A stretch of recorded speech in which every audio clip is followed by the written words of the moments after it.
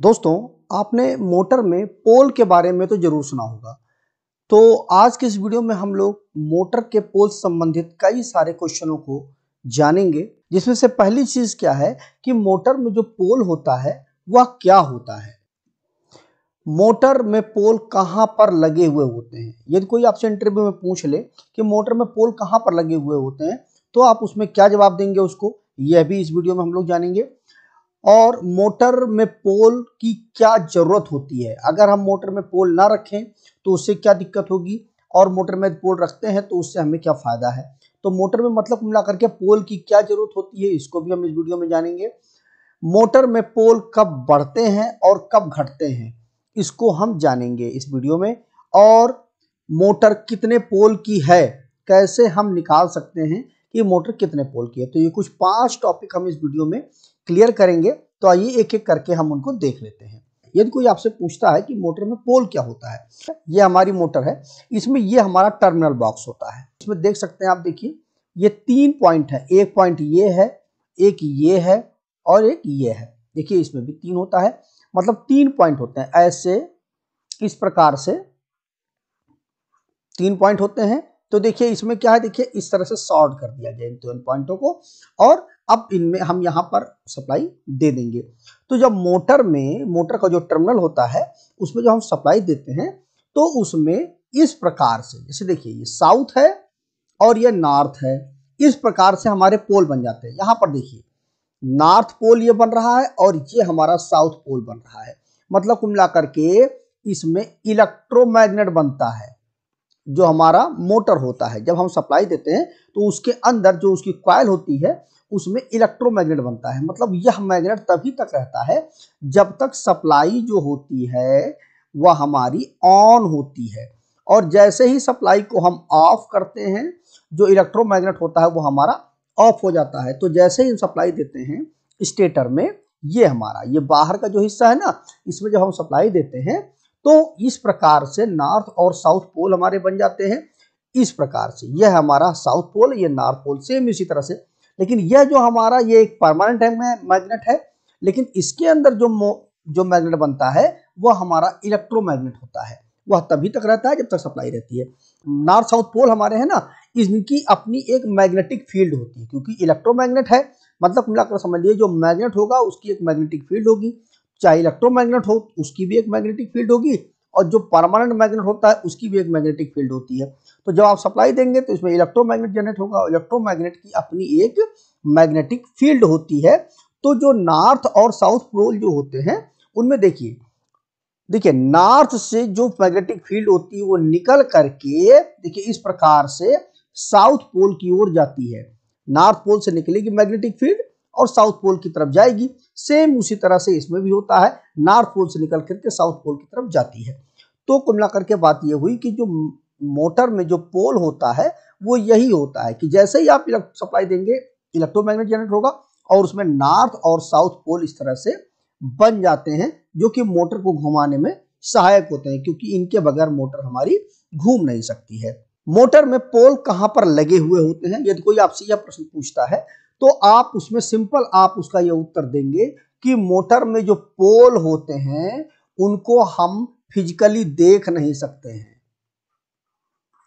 ठीक है, फिजिकली आप उन मोटर के पोलों को आप देख नहीं सकते हैं। बस देखिए जैसे इस प्रकार से, ये देखिए ये बाइंडिंग की गई है, इस प्रकार से बाइंडिंग की जाती है, और फिर जैसे ही सप्लाई आप देंगे इसमें मैग्नेटिक फील्ड डेवलप हो जाएगी, लेकिन आप उसको देख नहीं पाएंगे कि मैग्नेटिक फील्ड में हमारे पोल कहां पर है।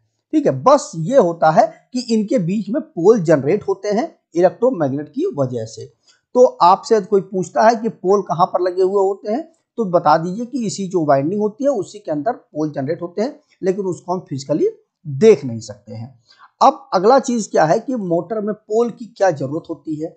तो देखिए मोटर में जो यह देखिए साउथ पोल नॉर्थ पोल, ये जो पोल होते हैं इनकी जरूरत इसलिए होती है क्योंकि अगर मोटर में ये साउथ और नॉर्थ पोल ना बने तो क्या होगा कि मोटर में जो आरपीएम है वह नहीं आएगा, मतलब जो स्पीड है मोटर की वह नहीं आएगी। क्योंकि अगर जब तक स्पीड नहीं आएगी तो फिर मोटर रखने की कोई जरूरत ही नहीं है।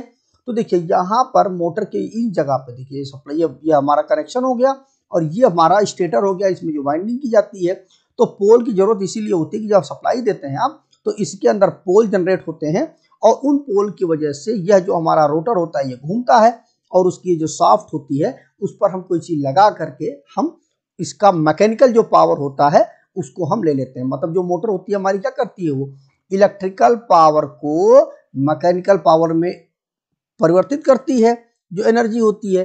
तो जब हम सप्लाई देते हैं तो इसमें मैग्नेटिक फील्ड बन जाती है और उससे मैग्नेटिक पोल बनते हैं और मैग्नेटिक पोल क्या करता है, इस रोटर को घुमाता है। तो पोल की जरूरत इसीलिए होती है कि मोटर का आरपीएम इसी की वजह से बिल्डअप हो पाता है।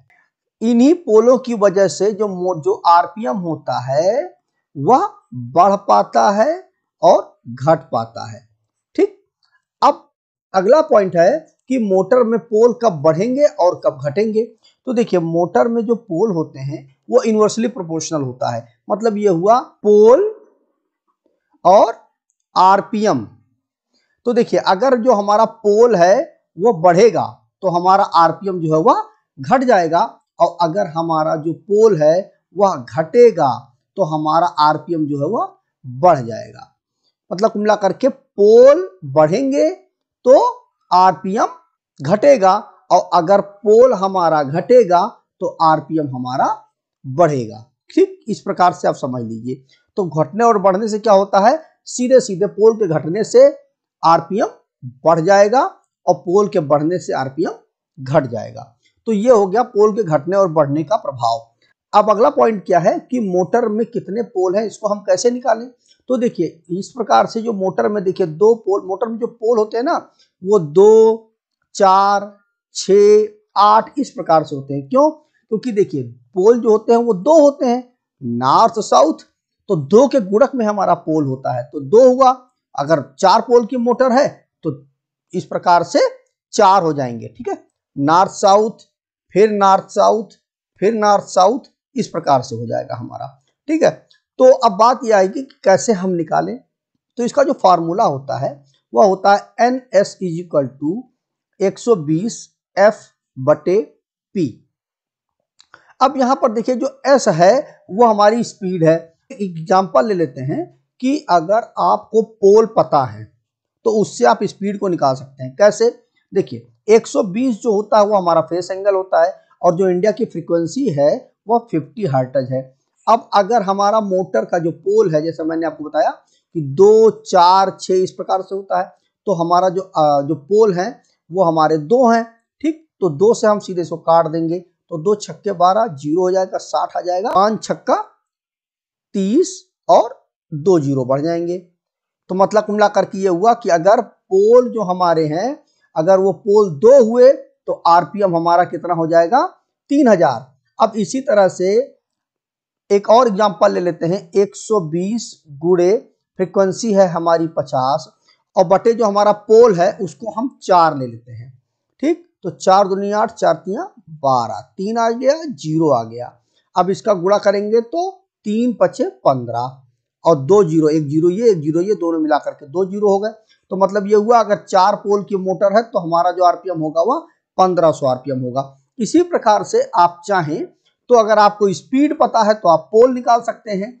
मान लीजिए कि आपका 900 आरपीएम की मोटर है तो = 120 × 50 हर्ट्ज फ्रीक्वेंसी है और बटे पोल आपको पता करना है तो बटे 1 लगा दीजिए। तो इसका कर देंगे तो 900 × P = 120 × 50। तो अब देखिए 12 पंचे 60 हो गया, 12 पंचे 60 और 2 0 हम और बढ़ा देंगे तो हो जाएगा 900 P।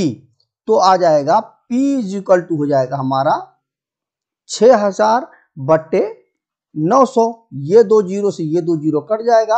अब 9 का हम डिवाइड करेंगे 60 में तो हो जाएगा 6.6 आ जाएगा। तो ये कुछ ज्यादा है। ठीक है, तो ये कुछ और ज्यादा होगा, आरपीएम कुछ और ज्यादा होगा। ये मैंने 900 ले लिया है तो कुल मिलाकर के 6 पोल की हमारी मोटर हो गई।